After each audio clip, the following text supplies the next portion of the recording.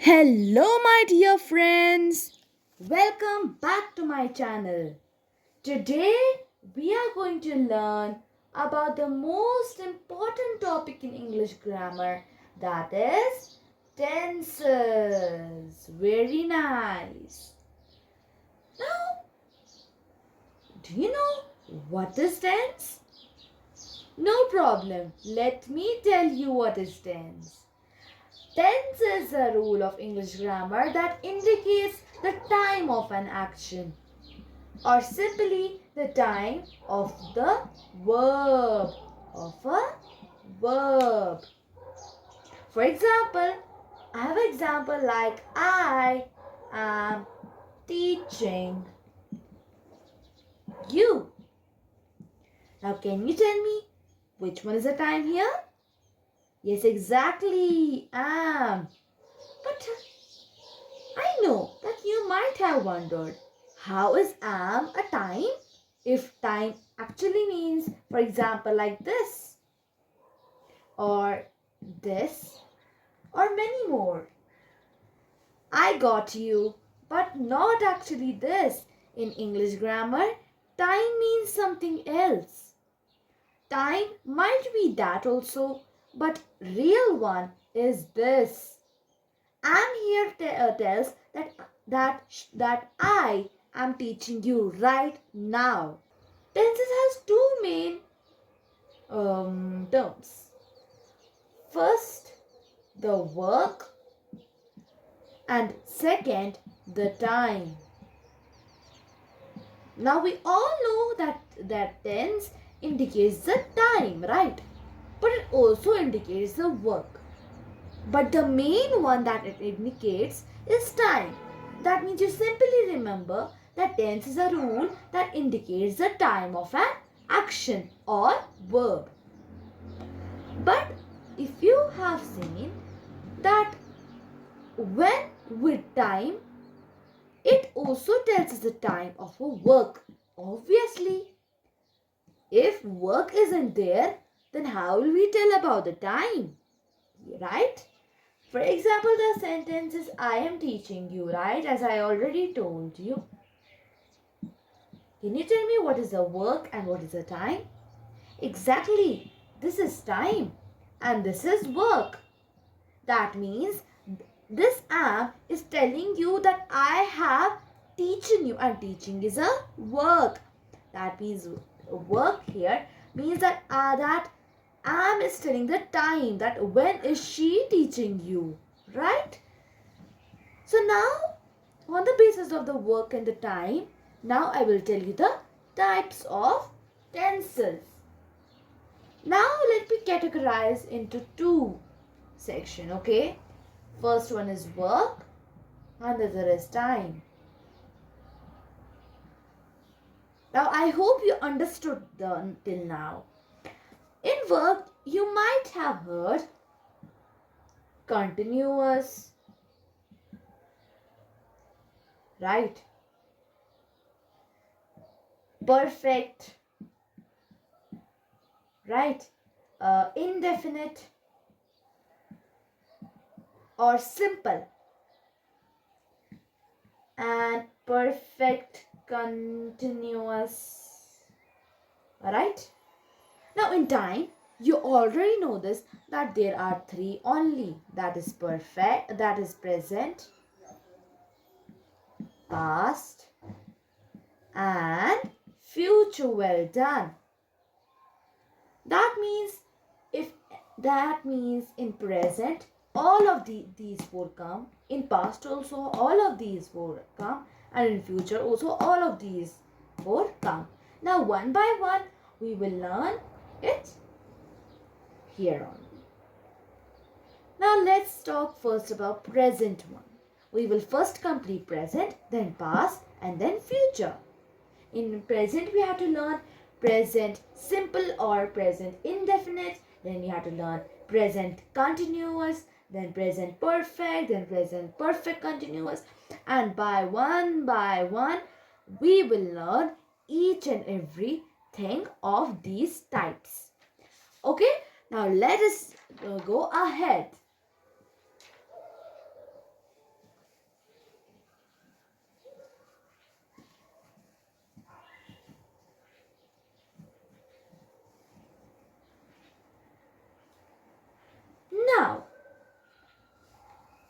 one is present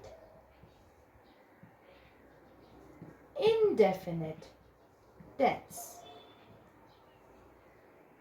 Do you know what this tense tells us about, or what it tells us about? Actually, this tense, it is used for daily habits, okay, schedule, routine, right, and general truth, right, and many more. That means it talks about our daily habits, schedule, general truth, routine, and many more. Okay? But now we will categorize this tense. We will not just study till here and just tell you the formula, but as you all know that this formula is just the subject plus the base form of the verb, right? But not till now. We will not just do like this. But now we will categorize this into 4. I think 3 or 4. But first of all, it is the affirmative sentence. Do you know what this type of sentence is? That means this is like yes, I do. Like these types of sentences. For example, it tells us about that something, it tells us that something is happening. Understood? Like these is affirmative sentences. It tells us that something is happening. For example, if I will tell you that Kunal lives with me, that means here it is telling us that boy Kunal lives with me. For example, now in affirmative sentences, the formula, the structure to write these sentences is subject plus MV1. Do you know what does MV1 mean? Main verb 1 plus S or ES and plus the object. This is the formula to write the present indefinite tense. Now, not only affirmative, but we have to do negative sentences, interrogative sentences, and double interrogative sentences, right? Now first, let's talk about affirmative. And in affirmative, I just told you that the formula to write is a subject plus MV1 plus S or ES plus the object, okay? As you all know this, right? That means to write the present indefinite tense of the affirmative sentences, and as I told you, affirmative sentences are the sentences that tells us that something is happening or that is something is happening. For example, Kunal lives with me. Here, if we talk about the Kunal lives with me. Here me is object, lives is MV1, that means main verb 1, and plus if we do S, right? S, and then Kunal is the subject, that means the subject, MV1 and S, and this is the object. And what is with? Exactly, it's the helping verb. Now let's do the another sentence, that is negative sentences. Now you would wonder that what is negative sentences? Negative sentences is the sentences that says that something is not happening. That means negative sentences tell us that this is not happening. That means no. Okay. Now everything is same, but something special is coming. And do you know what is that? Exactly. Subject, do and does is coming, plus not is coming, and plus everything is same. But except S and ES. So this is the formula or the structure to write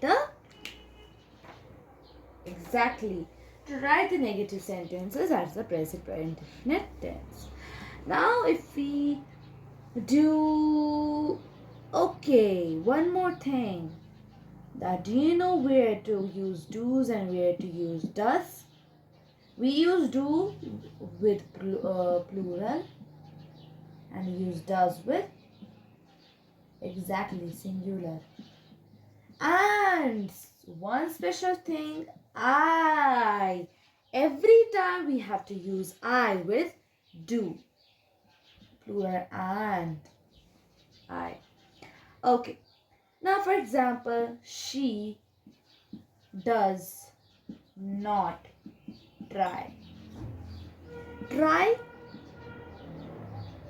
Okay. But sometimes here it's not object. Okay. She does not try the match. Or she does not try the drink. The drink.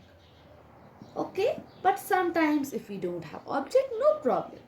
So this is the object, this is the this is the main verb one, not is coming, does or the do is coming, and she is a subject. Okay, now another is the interrogative sentence. And do you know what type of sentence are these? You might know this. Interrogative sentences are the sentences that expects an answer. That expects an answer, or simple, that asks us a questions. Okay, but now the sentence that we are going to learn after this, that is the double interrogative, some confusion might happen, because interrogative sentences are the sentences that expects an answer. For example, do you play? You would say yes, I would. Okay, or you will or another question is, do you live there? You say yes, yes, I live there. Let's just a short.